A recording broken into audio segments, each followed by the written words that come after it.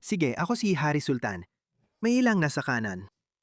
Sobrang galit nila sa Israel na pumapanig sila sa mga kaaway na Amerika. Halimbawa, sina Candace Owens o Tucker Carlson. Nakakita ko lang ng isang clip ni Tommy Robinson na talagang binanatan si Tucker Carlson na kilala rin bilang Tucker Carlson. Panoorin ninyo. Pumasok si Tucker Carlson sa bansa ko na parang insulto. Galit ako at gumawa siya ng video. Lahat ng krimeng ito ay laban sa atin. Pumasok pa siya. Walang problema sa London. Walang problema sa London. Ano raw ang sinabi ng Pakistani na taxi driver? Ganun lang pala. Sige, Tucker, ang galing ng Islam. Huwag na lang pansinin ang terorismo at mga jihad attack at magkunwari na lang tayong walang nangyayari dahil lang sa mabalit mong Pakistani na taxi driver. Napakabobo nito kasi yung parehong taxi driver. Maaring groomer. Hindi ko sinasabing siya talaga, pero posible. Isipin mong bumubuo ka ng pananaw sa mundo. Batay lang sa 10 minutong usapan sa isang tao. Perpekto, kahanga-hanga, walang mali, lahat maganda. Ang gagaling nila. Gaano ka dapat kabobo para gawin yon? Hindi siya ganun kabobo. Maaring mukhang tanga ang tawa niya, pero hindi siya ganun kabobo. May layunin siya. Kaya siya naging isang Carlson dahil lumipat siya ng panig dahil galit siya sa Israel. Kaya naman, kailangan niyang kampihan ang kabilang panig, ang kabaliktaran, na sila ang mga Muslim. Ngayon sasabihin niya, perpekto raw ang mga Muslim at walang mali silang ginagawa. Pero gaano ka kasama para lang sa pagpapairal ng galit mo? Sa pagtupad ng kung anuman ang ilusyon mo. Lakas ng loob mong pumasok dito at gamitin ang plataforma mo para maliitin ang panggagahasa sa bansa namin? Ako, umiikot ako, nakikipagkita sa mga biktima at pamilya nila. Dahil lang pumapanig ka sa Qatar, Iran o iba pa? Akala mo ba pwede mong maliitin ang nangyayari sa bansa namin kahit wala kang alam dito? Galit pa rin ako at iniisip ko pa rin ito. Akalain mong pumasok ka sa bansa namin at ginamit ang plataforma dito para maliitin ang henerasyon ng mga anak naming babae. At muli, para lang maintindihan ng mga Amerikano ang laki ng problemang ito dahil ito ang dahilan kung bakit ako nainsulto at na-offend sa ginawa niya. Halimbawa sa Telford, nagtagal ako ng 18 buwan sa Telford. Gumawa ako ng 5 bahaging seryeng, The Rape of Britain, na mapapanood sa turfilms.co.uk. Pinili ko ang Telford dahil 1.7% lang ng populasyon doon ay Muslim, halos wala talaga. Pumunta ako ron at natukoy ng pulisya na may 1,000 biktima at 200 salarin. 5 bata ang patay. Sinunog ng buhay at pinatay ang mga tao rito, kaya umabot sa 1,000 ang biktima. Kung aalisin ang mga wala pang 16 at mga babae, may 1,000 Muslim na lalaki sa bayang yon. Ngayon, tingnan mo ang ginawa nila sa isang bayan. Ngayon, kapag pumunta ka sa 20% yan mga pare. 20%.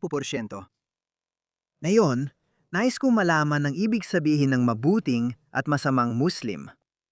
Ang 20% ng mga Muslim sa maliit na bayan ng Telford ay naniniwala na ayos lang ito. Nagawin ang mga bagay na ito sa mga batang babae at bata na hindi Muslim. Hindi nila ginawain sa Muslim na babae, kundi sinadya sa mga puting Britanikong babae na hindi Muslim. 20%. Isang maliit na minorya. Hindi yan maliit na minorya. May listahan ako ng 1,000 lalaking Muslim. Sa investigasyon ko, ininterview ko ang 12 hanggang 18 na nakaligtas. Ininterview ko sila ng 3, 4 na oras, 3, 4 na beses at gumawa ako ng database. Kapag may lalaking nabanggit ng 3 o higit pang babaeng hindi magkakakilala, sinusundan ko sila. At pinasok ko ang kanilang mga negosyo ilan sa kanila ay pumatay ng mga bata. At pinasok ko ang negosyo. At alam mo, hindi ito tungkol sa sexual na kasiyahan. Ito ang kailangan mong maintindihan. Sa ilan sa mga kasong ito, 11 magpipinsan ng sabay-sabay na nanggagahasan ng mga bata. Mga ama at anak na lalaki ay sabay na nanggagahasan ng mga bata. Mga magkakapatid at mga bayaw. Isipin mo yon. Mga tiyo at pamangkin. Isipin mo yan sa isang kultura. Isipin mo yon. Anong klaseng masamang kultura yon? Hindi ko pa nga naranasan magkaroon ng usapang lalaki kasamang mga pinsan ko. May pinsan akong kaedad pero hindi ko sila nakakausap tungkol dyan. Karaniwan, sa tito ko. Gaano kababoy ang komunidad na ito? Matagal ko nang sinasabi yan. Hindi ako nagdadahilan para sa komunidad ng mga Pakistani dahil ako mismo ay Pakistani. Sinasabi ko sa'yo, ang komunidad ng British Pakistani ay isang subkultura ng pangunahing komunidad ng mga Pakistani. Hindi ganito kumilos ang karamihan sa mga Pakistani na kultura ng danggal. Hindi rin pinag-uusapan ng mga ama at anak na lalaki ang ganitong usapan. May ilang tao na nagsabi na marahil dapat sila magkaroon ng kaunting pag-uusap tungkol sa edukasyong sexual at kung ano-ano pa. Pero hindi namin ginagawa yon. Hindi kami nag-uusap ng ganon. Hindi rin namin pinag-uusapan ng mga bagay na ito kahit sa kuya namin. At hindi lang ito nangyari sa Telford, okay? Sa buong bansa, saan mang may mga kaso ng grooming gangs, nangyari yon sa malakihang paraan. At kadalasan, ang mga gumawa nito ay magkakamag-anak, mga magkakapatid, magpipinsan, ama at anak na lalaki, guys. Ama at anak na lalaki. Ito ay isang masama at baluktot na subkultura ng pinakamasasamang Pakistani. Sige. 50% ng mga British Pakistani ay mga inapo ng mga taga Mirpur na isang talagang napag-iiwan ng bahagi ng Pakistan. Sige, madalas maliitin ng pangunahing komunidad ng Pakistani ang mga taga Mirpur. Ngayon, dahil lang sa koneksyon nila sa salitang Pakistani, tila ay pinagtatanggol sila ng bawat Pakistani. Nakikita nila ito bilang personal na atake. Kaya binibigyan din ko ang pagkakaibang ito para lumabas ang pangunahing komunidad ng mga Pakistani at magsabi, "Oy, alam mo ba? Kasuklam-suklam at kakilakilabot ito. Wala kaming kinalaman dyan." Ngunit nakikita nating pinagtatanggol ng mas malawak na komunidad ng mga Pakistani ang mga ito. Minamaliit nila ito at si Tucker Carlson ay gumagawa pa ng palusot para sa kanila. Nakakahiya talaga. Kasama mo ang kapatid mong babae, ang asawa niya, at papasok kayo para kunin ang isang bata at gahasain ito. Wala pang ganitong krimen sa kanluran, hindi ito aakalain. Pero sa komunidad nila, talamak ito at tinatanggap nilang lahat. Kaya kapag nakita mo ang laki ng mga problemang ito, may mga batang babae na ipinako ang dilas sa mesa.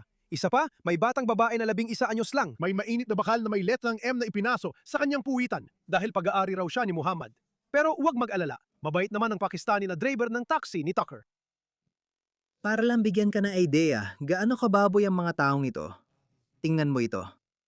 Ang leader ng Rotherham grooming gang, si Banara Hussein, ay pinalaya na. Inaabuso niya ang 11 anyos na mga babae sa loob ng 10 taon. 15 babae, hindi lang isa o dalawa. Organisadong operasyon ito. Hinuhuli nila ang mga puting babae. Pinainom ng alak at pinapadruga ang mga babae, tapos pinapasa-pasa sila. Binunot niya ang mga kuko ng mga babaeng nagtangkang tumakas. Natuklasan ng korte ang kabuang 55 krimen. Tingnan mo siya.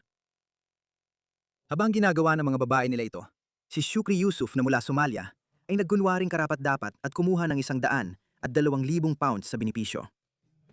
Bakit natin sila binibigyan ng benepisyo? Nandito sila para dito. Kinamumuhian nila ang lahat ng sakanluran. Hindi sila tapat sa Britanya o Amerika. Pero tayo pang nagbabayad para manatili sila rito. Ginastos niya ang perang yon sa bayad sa pribadong paaralan at sa isang mamahaling sasakyan. Nakalabas siya na malaya mula sa korte na may suspindidong sentensya. Suspindidong sentensya sa mga kriminal na ito. Ang mga taong gaya ni Lucy Connolly na nagsasalita laban dito ay nakakulong ng ilang buwan, minsan taon pa. Makapaniwala ka ba dito? Mapapaniwalaan mo ba ang nangyayari?